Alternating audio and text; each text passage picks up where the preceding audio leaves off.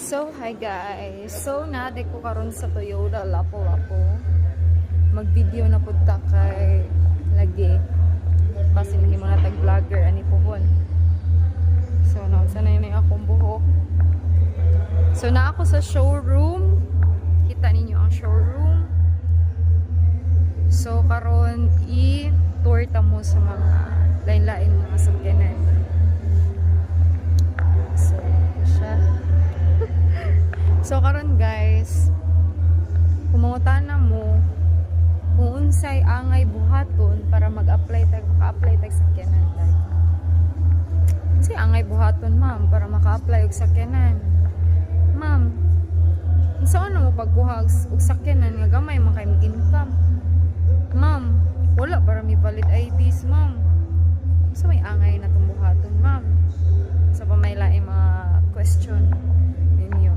Ma'am, pwede pa i-trade in ang among unit, ma'am, kay 2009. Kanang mga pangutan, pwede ra kaayot tamot to bagon. So, mismo, kaning Toyota, mo accept ra gid ni og trade in. Ug usapod, if gamay yung sweldo, ako bahala. Wala problema kung gamay na yung sweldo. As long as DM mo na ako, mo chat mo na ako, kay tabangan ta mo. Ug, sa pamanha. Sige, i-tour ta mo din hi.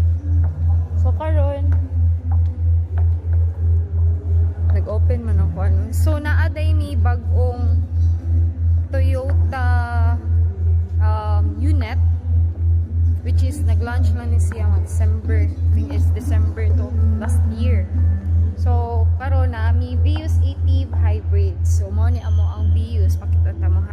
So, mauna amo ang Vios Active Hybrid.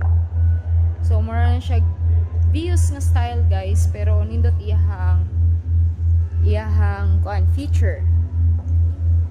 So, mauna ato ang bag-o karon sa 2026. So, atong tan-awon para makabalo mo. Tanawa iyahang features. Nice kaayo mga tay.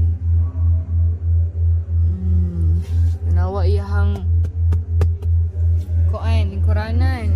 Isa ka nindot. Isa pa man. So, ayaw mo kabalaka kung gamay na inyong sweldo. Kung basta as long as na mo'y trabaho, na mo'y parkingan, be confident, uy. Diba? So, kung na mo'y parkingan, nga nung di man dyan mo kakuha og sakyanan. So, simple jud guys. Samtang napata sa kalibutan,